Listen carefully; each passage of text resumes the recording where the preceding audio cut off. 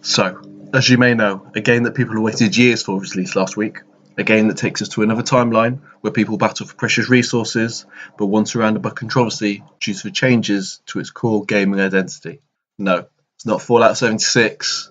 I'm Mike from the Life Junkies, and this is my Pokemon Let's Go review.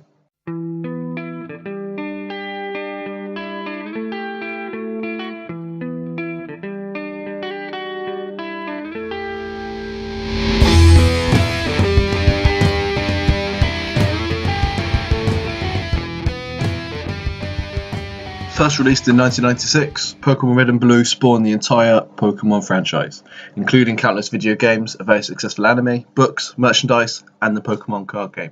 A franchise that spans age groups and nationalities, Pokemon has been a global phenomenon. So, when early this year they announced a remake of the games that started it all, hordes of grown men and women felt a small part of them rejoice at another chance to relive part of their childhoods. There was, of course, a catch.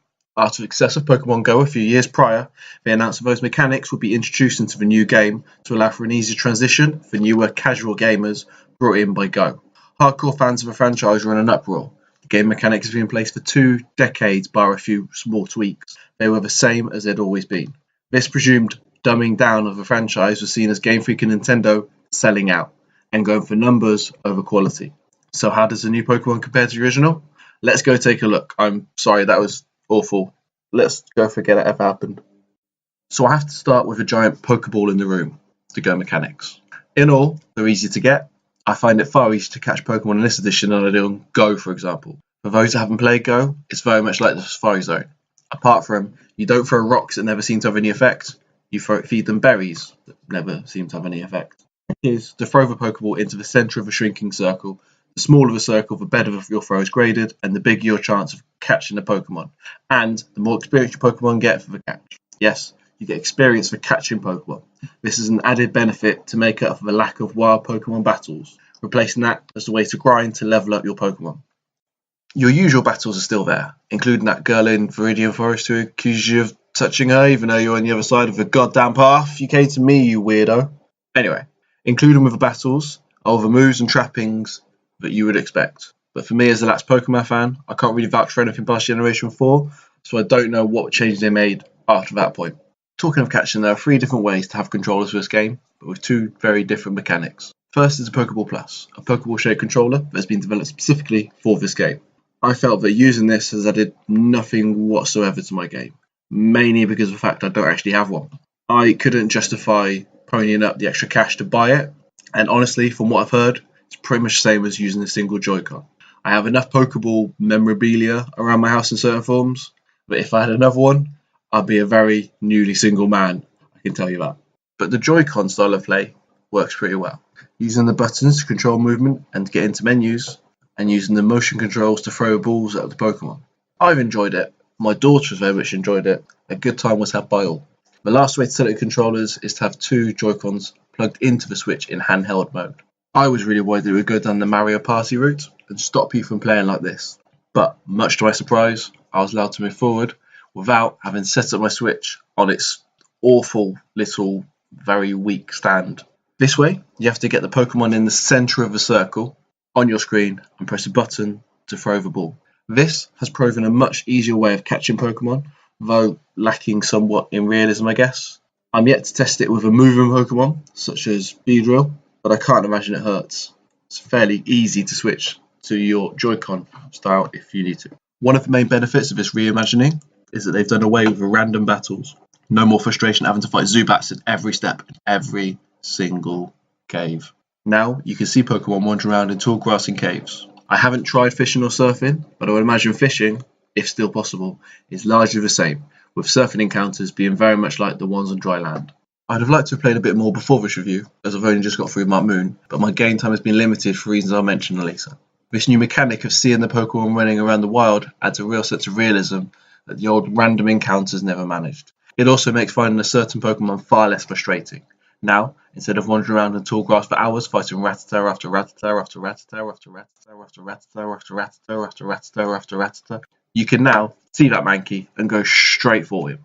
I can fully understand why some loyalists wouldn't like this new direction, but it makes everything far simpler and streamlined. One big negative so far is the difficulty level. Everything seems easier than it should. I've only had one Pokemon knocked out so far, a Bellsprout, and that was because I pushed him to see just how far he could go before being knocked out. Nearly every trainer I fought has only had one Pokemon at a far lower level than mine, meaning I've often won without taking a single hit. I understand this is aimed at casual gamers, but maybe a harder difficulty level for returning fans could have helped add a level of challenge that they really need. Nowhere does this lack of difficulty hit home harder than in the first gym battle with Brock. As other long-suffering Charmander starter selectors may know, or those that had Pokemon Yellow, the only way to get past his rock Pokemon was to grind. My method was to evolve a Caterpie up to a Butterfree, but Beedrills would work just as well, as would luck it out and getting a Mankey on the route to Pokemon League. In this version, I beat him with one Pokemon, no sweat. No grinding, no Beedrill, no Butterfree, nothing. Another issue in the difficulty is the amount of Pokeballs you get. Often getting 3 to 5 for winning each battle, as well as finding them on the ground. Unless you're planning on catching every Pokemon you find, then you'll pretty much never want for Pokeballs. I'm yet to run out of regular Pokeballs, and I started collecting Ultra Balls before Mount Moon. If you're after an RPG that's challenging, then this casual stroll down memory lane is not for you. I mentioned earlier that I haven't played a Pokemon game for many generations. Lack of Nintendo handheld consoles have locked me out of the majority of the new games, as well as the wariness of the newer Pokemon. While I'm pretty sure that Pokemon games on 3DS have had better graphics for a while, I'm still used to good old boy-looking Dot talks to Pokemon-looking Dot. So being able to see everything in a 3D world is just amazing to me. Now these graphics aren't going to challenge Red Dead Redemption 2 for any awards this year, but the jump for me was mind-blowing. I still really love the animation of throwing my Eevee into battle, and I can't imagine it getting old before I finish this game. I'm still slightly disappointed that not every move is recreated in the game. Double kick, for example, is shown by a Pokemon jumping on the spot twice. At least try, guys. But moves like Thundershock and others are pretty well recreated. Again, I'm interested about when I finally get to Surf or Fly, and the game has hinted about me being able to ride big land Pokemon. I might just be reading too much into that line of dialogue, though. Will I be able to see myself riding a Lapras?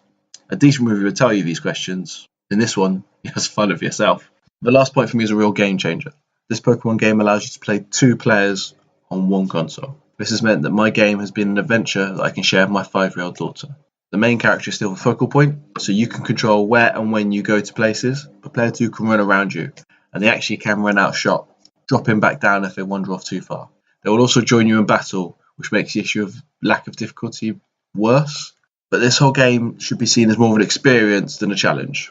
You get to live in, albeit easily, in a Pokemon world and share it with someone else. Player 2 uses the next available Pokemon after a roam. So, for example, if Eevee is your number 1 and Pikachu is your number 2, then you will use Eevee and player 2 will use Pikachu, providing they're both able to fight. They even have one of your Pokemon follow them around like you do, but I haven't quite worked out how we decide that. For example, my daughter was followed around by my Metapod, which was number 6 in my inventory, while using my Pikachu to battle, and it's changed randomly. I think it's a random generated thing. In all, I would recommend this game to those that want a little nostalgia in their gaming soup, or those who came to Pokemon games through Go and want to dip their toes into something a little more immersive. It's allowed me to share something that I loved as a kid with my daughter, and I love that. It's also become a welcome break from being ambushed by 10 Scorched at one time on Fallout 76. Please, someone help. Anyway, I hope you enjoyed the review, and I'll speak to you later. If you enjoyed this review, then I will have 2 videos popping up on the screen soon. On one side will be my England Euro Championships final defeat to Italy, spoilers, and on the other will be my wrestling podcast, my Survivor Series review. Please give them both a check out and a listen, and please like, share and subscribe this video and any of you watch. It helps me out a lot. I'm a very small channel. Cheers.